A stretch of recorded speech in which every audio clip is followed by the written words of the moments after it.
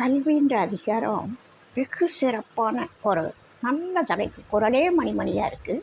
அதில் இந்த கல்வின்ற அதிகாரம் வெகு சிறப்பானது. அதில் முதல் குறளில் சொல்கிறார், கற்க கசடர கற்பவை கற்ற பின் நிற்க அதற்கு தக. சுருக்கமாக செறிவாக எல்லா விஷயத்தையும் சொல்லிட்டார். படிங்க, முக்கியமான விஷயம் படிங்க. படிக்கணும்னு நினச்சிட்டிங்களா, படிக்கிறத தப்பு இல்லாமல் படிச்சுக்கோங்க. தப்பு இல்லாமல் படிச்சுக்கிட்டீங்களா, சரி.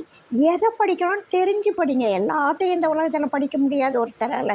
எதை படிக்கணுமோ உங்களுடைய சூழ்நிலைக்கு, உங்களுடைய தேவைக்கு எதை படிக்கணுமோ அதை படிங்க. தப்பு இல்லாமல் படிங்க. அதை படிச்சிட்டிங்கல்ல, அதை விட முக்கியமான விஷயம் அதன்படி நடந்துக்கோங்க அப்படின்னு சொல்கிறார்.